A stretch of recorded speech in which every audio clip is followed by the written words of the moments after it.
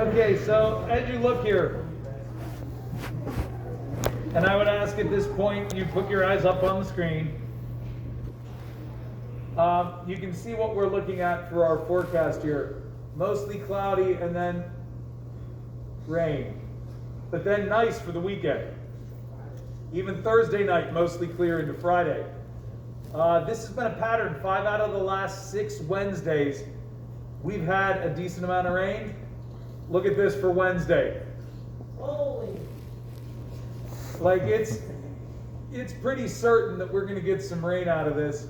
If you add it up, it's looking at 1 inch. There's slight chances of this, and here's why. If you look right here, you'll see the way wind's coming down and wind's going up, and there's kind of this like boundary right there with high-speed wind on either side of it. I mean, look at the speed of the winds up in here.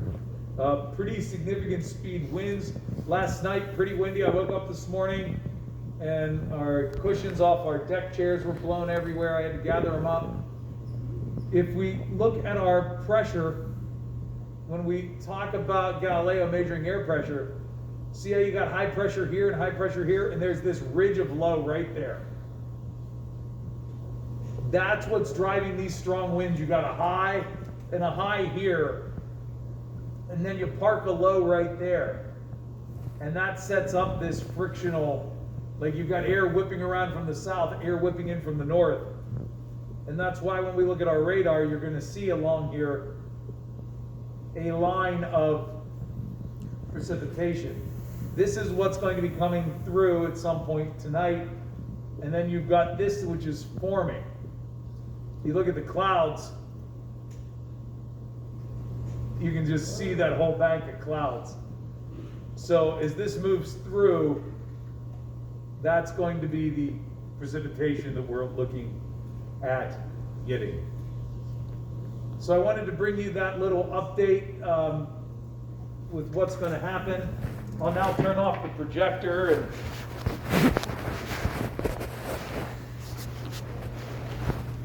get our lighting switched.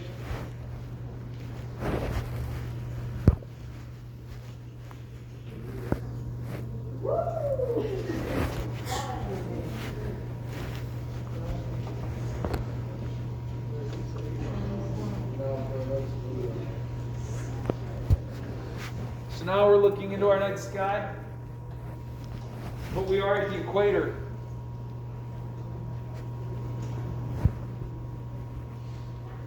So we're going to have to... Please no flash photography. Yeah, lightning, heat lightning. FYI, by the way, heat lightning is not actually like heat lightning. What it is in the summer, the temperatures are pretty high. And that creates some pretty big thunderstorms. So what happens is those big thunderstorms can be seen by 50, 60 miles away. I have photographs of thunderstorms taking place up in Katanning, up in Oil City. There was one time where I was here at school for open house, and I looked out my window and I was photographing lightning. And I looked and the radar had them beyond Johnstown, up towards Altoona. And I emailed the pictures to the National Weather Service out of State College and said, hey, do you guys know how high those cloud tops were? And they said, well, based on our weather balloon that we released, it was up at about 48,000 feet. So you can see that from 60, 70 miles away. So that's what heat lightning is. It's just tall thunderstorms, these small, big thunderstorms that you see in summer from far away. Yes. This is something regarding that I saw this morning. Okay. Actually, this morning, like I was eating and I saw all these. I mean, I saw the sunrise, and then there was like this, I don't know, pinkish red color that was like just shining on the ground. Like, Yes. What did that come from? In the sunrise. Okay, so what happened this morning What happened this morning is you had a layer of clouds that was just at the right altitude to take reflected sunlight and scatter it. This morning was awesome looking out. It was just beautiful because you had those clouds and the sun's light was hitting them, and they were creating just an orange-pink scattering effect. So when you looked at the clouds, it was a beautiful pink-orange color. And then on the ground, that was what was illuminating the ground because the sun hadn't come up yet. And then there were darker clouds to the west. It's one of those pictures, can't do it justice. And I was also trying to get my 3-year-old who was fighting with me about getting dressed this morning, so I couldn't try to go out and get any good photos. All right, we can stop with the heat lightning at this point. I have it set up so that north is to the front.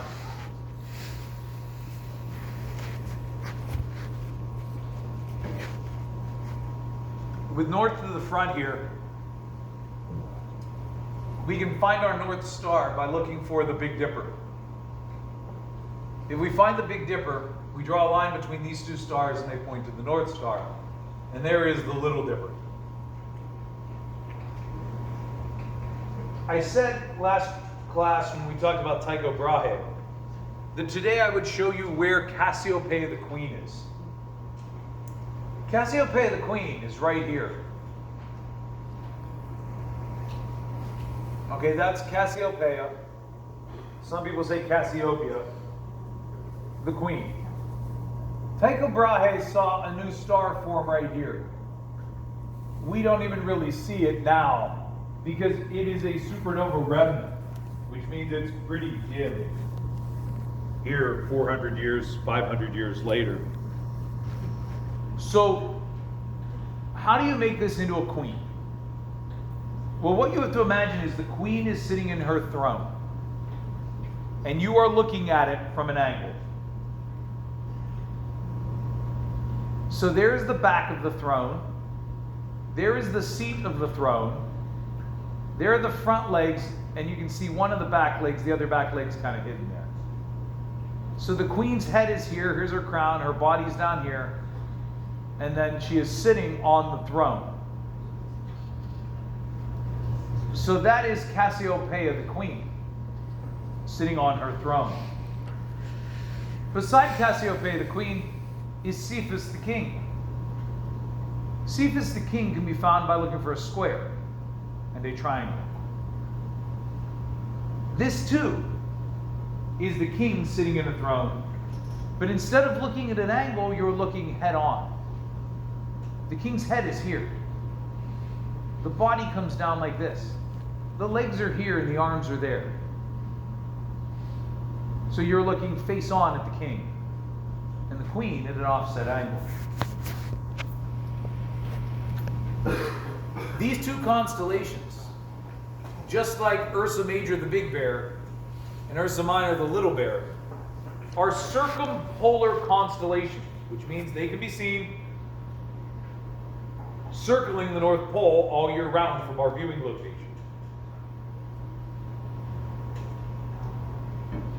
Hence why they're called circumpolar. There is one other circumpolar up here, and I will rotate the sky to show it to you.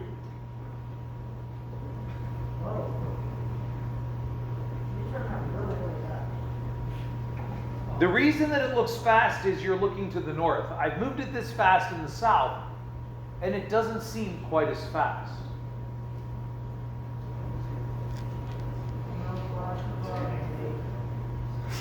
So I'll rotate the sky like this, and now I realize my latitude is off just a little bit. So I'll bring my latitude down to about here. Actually, that's a little too low. Right about there. So what you're seeing in this view is Draco the dragon. Draco the dragon. Let's point it out to you.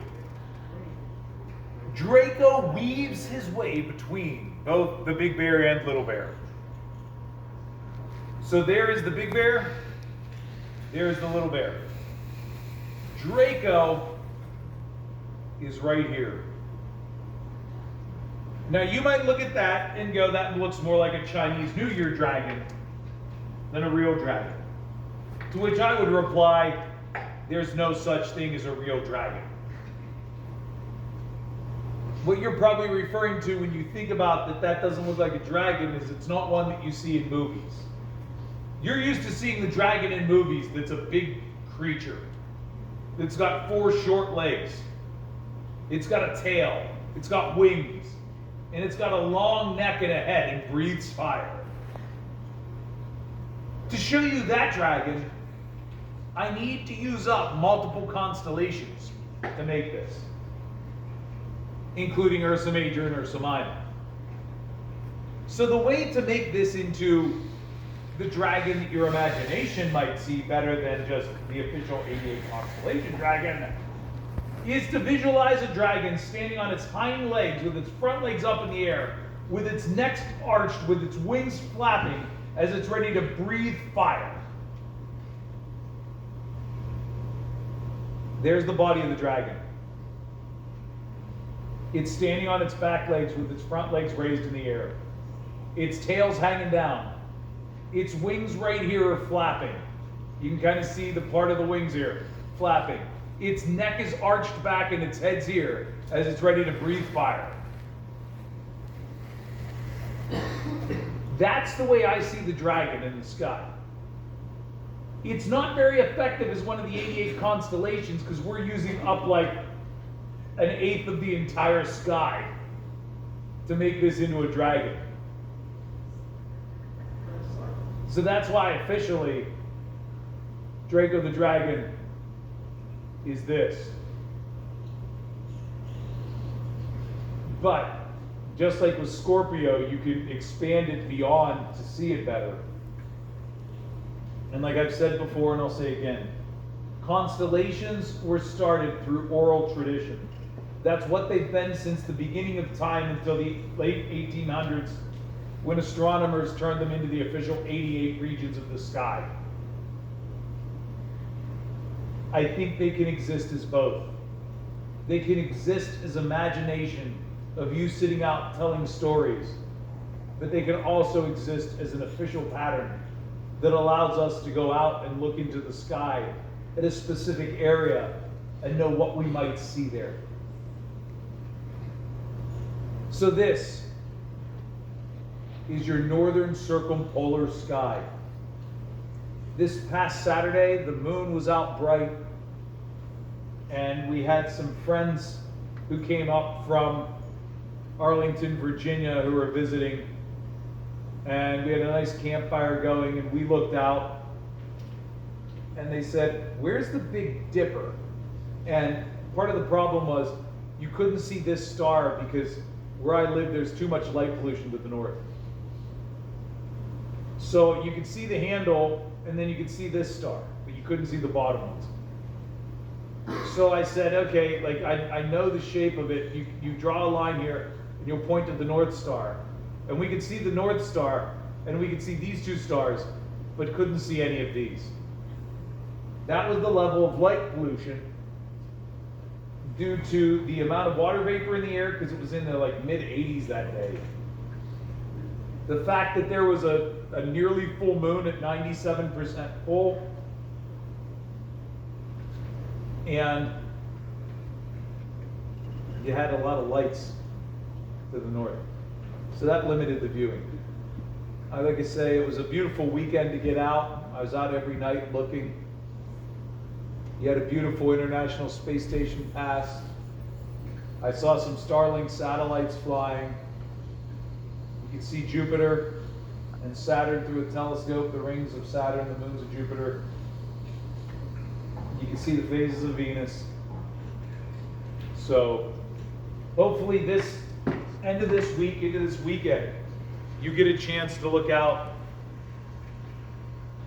and see that sky up there. I see someone keeps checking their phone, where they keep getting a lot of messages, and it's face up.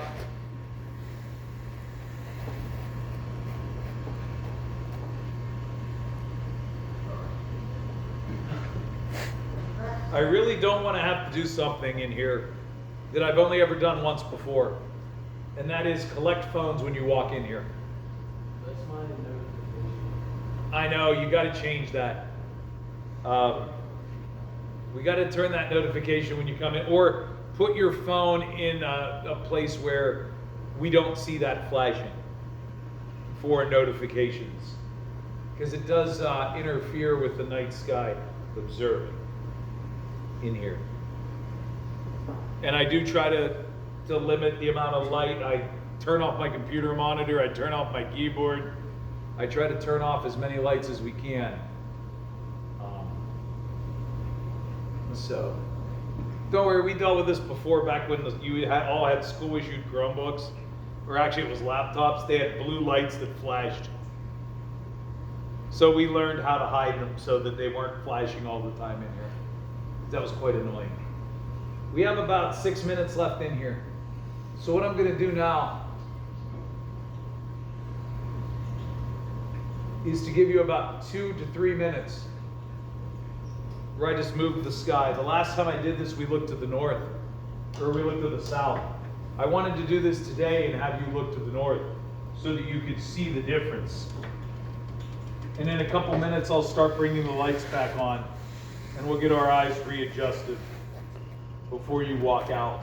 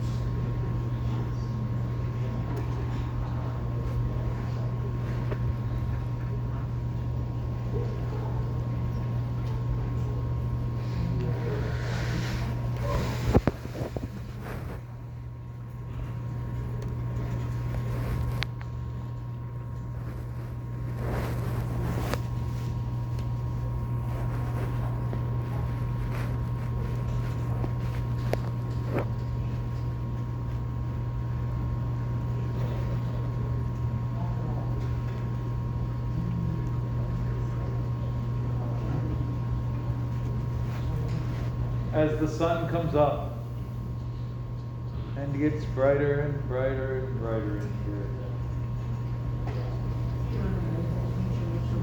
Thank you, Luke. So, as I said, the moon will not be rising until at least an hour and 20 minutes after sunset, and it will progressively get later and later. The end of this week should provide a good chance for you to look up at that night sky as it was last weekend. It's a nice pattern we seem to be getting into. I don't know about you, but I don't mind like a rain Tuesday, Wednesday, Thursday, for it to be nice Friday, Saturday, Sunday into Monday. It's kind of nice going into a weekend with sunshine, having it, and then coming in on a Monday with sunshine, and then the rain in the middle of the week. And this would be 6 out of 7 weeks that would happen. All right, you may leave to go to lunch and learn. We'll see you Thursday. You're welcome. Please excuse interruption. The senior sunrise breakfast is postponed until this Friday. Again, the senior sunrise breakfast is postponed until this Friday. Thank you.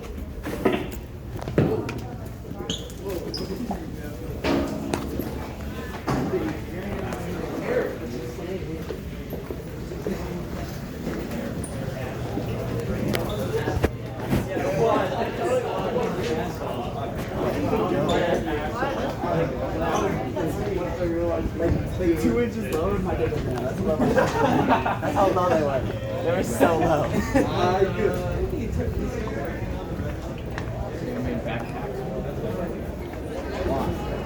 every time.